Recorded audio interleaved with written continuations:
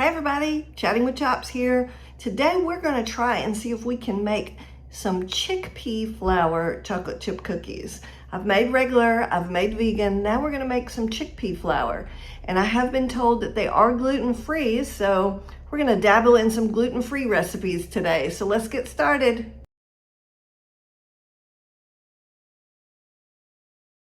Okay, so we're going to start making our chickpea flour chocolate chip cookies. The first thing we want to do is take a half a cup of butter, which is 2 sticks of butter. Okay, future me here.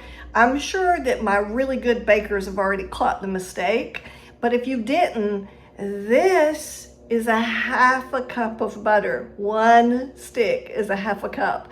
I just said to you that a half a cup of butter was 2 sticks. That is not accurate. So if you want to keep watching, I will remake this video towards about the middle of this video that you're watching. I'm going to remake it so that you can see what these cookies are really supposed to look like. You can use vegan butter if you'd like to make this recipe vegan.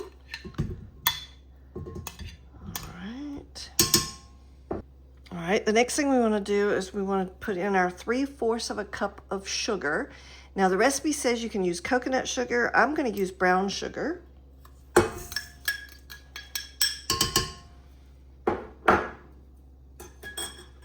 And we're going to mix this together. Make sure it's all nice and incorporated.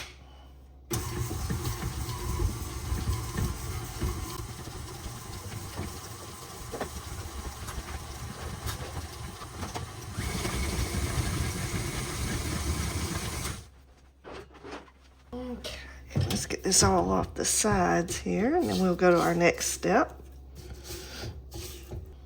Now we're going to mix in our egg.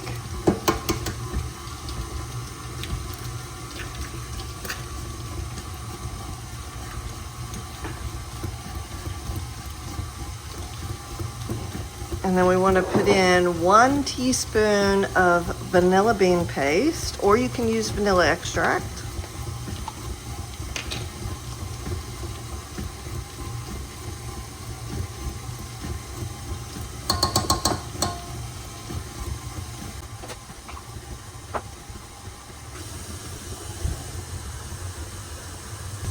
All right, now the next thing we want to do is mix in our 1 1/3 cups of chickpea flour.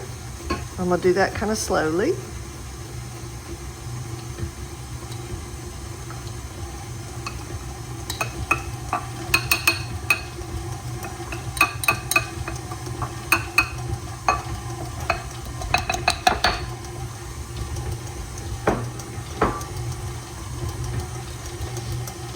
Okay, and we're going to mix in our 1/2 teaspoon of baking soda.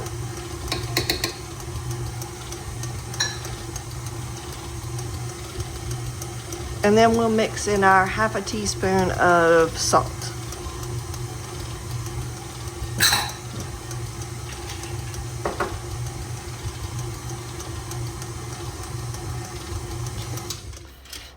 I just want to check. I see a little bit of the flour caught on the top of my beater, so I'm going to knock that off. Don't want to miss out on any of that goodness. Okay, and then we're just going to scrape down the sides.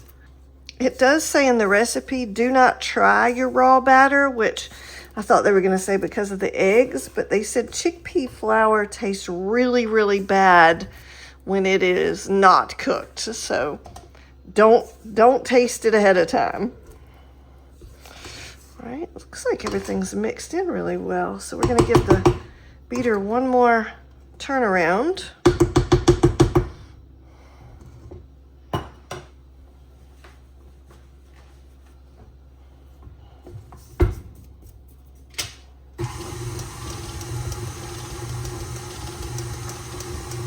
And we're going to add in our 3/4 of a cup of chocolate chips.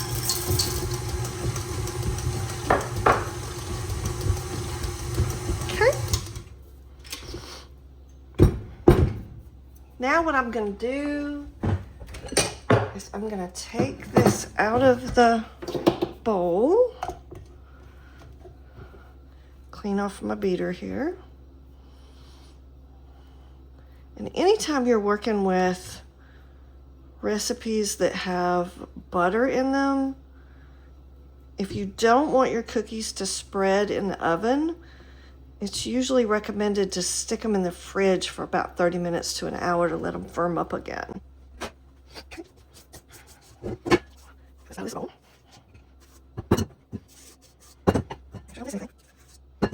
So again, we're going to stick this in the fridge for about 30 minutes to an hour and let that firm up, and then we'll come back and make our cookies.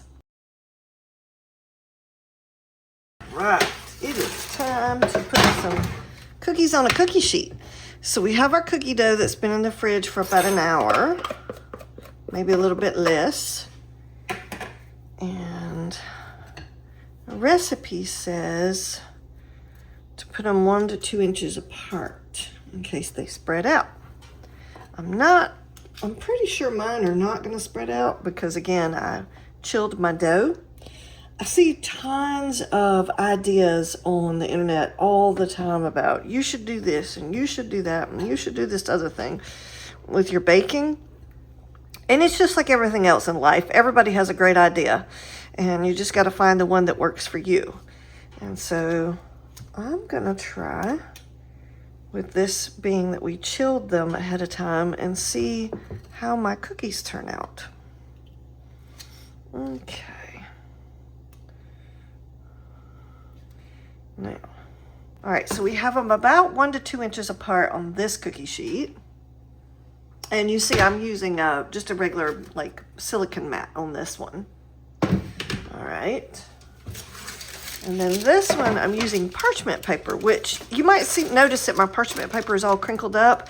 You know, whenever it comes out of the container, it's always flopping around and you can't get it to stay on your pan. Well, I saw on the internet that if you crinkle it up and then spread it back out, it will lay down and it will behave. And you see, it's staying on my pan just fine. So we're going to take some cookie dough on parchment paper, which is basically what the recipe recommended, but I love using my silicone mats, so I use those a lot more. You see my dough is really sticky too, so we're not going to spread these as far apart and see what happens here.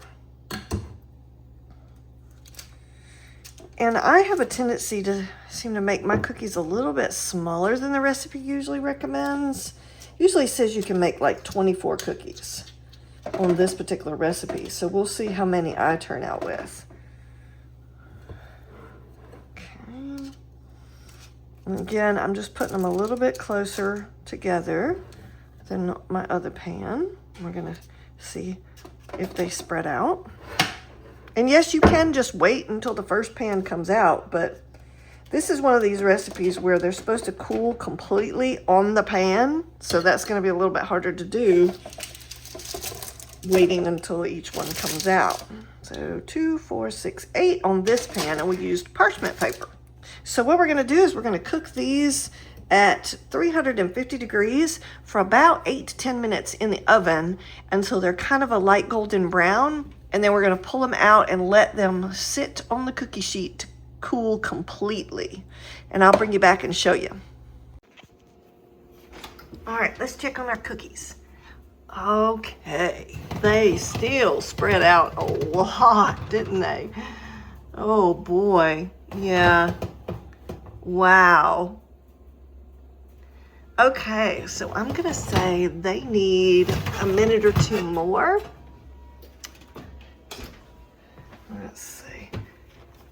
Get my glove off here. Let's give them at least 2 more minutes. And then I'm definitely going to change up what we've done on our mats over here. There's way too many cookies. If they're spreading that much, it didn't matter that I put them in the fridge. They still spread. So definitely keep that in mind when you make these cookies. All right, here is the finished product. We definitely have them brown on the edges.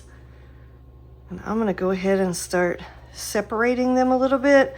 I can't believe they spread out this much with chilling them in the fridge for an hour. Usually that does the trick. But wowie wow.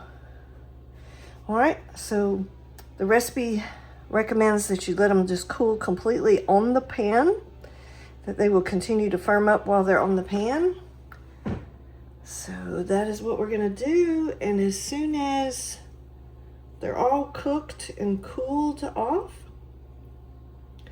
we will try one and see how it tastes.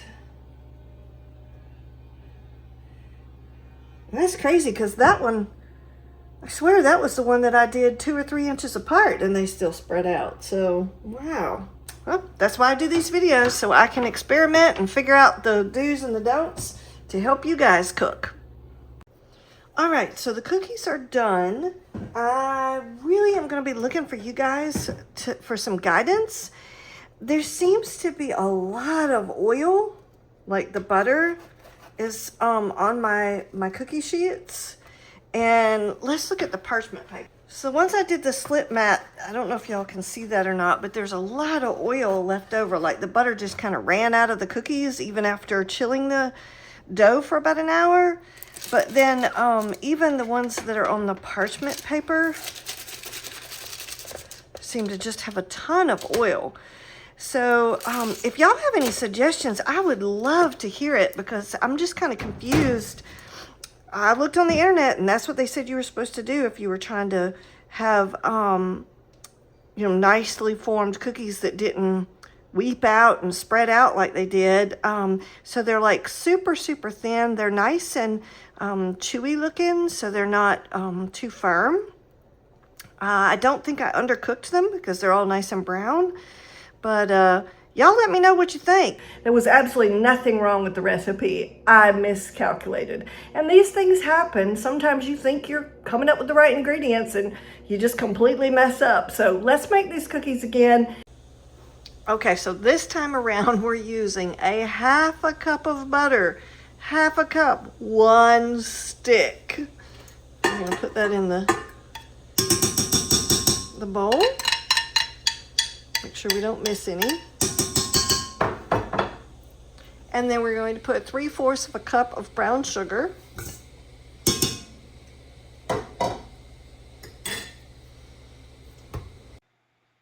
Everything about the first part of this video was absolutely accurate except for the butter mistake. So here I'm just really fast forwarding through showing you that I am remaking the batch so that you can see everything was exactly the same except for the butter.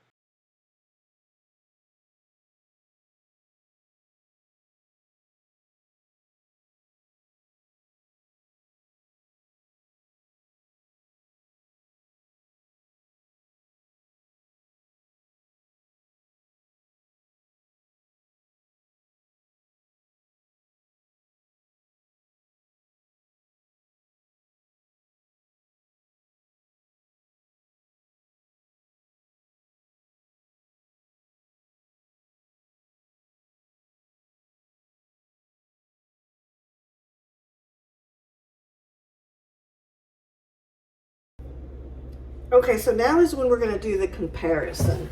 So the cookie with 1 cup of butter in them, you see how wafer thin those are? And I have actually frozen them, but they're still very foldy.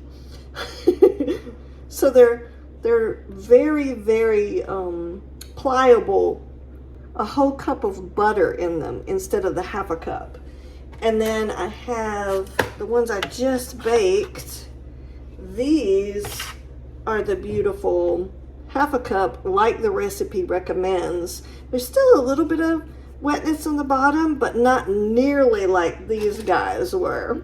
So this is what your cookie should look like. It's nice and moist and just a beautiful, beautiful cookie.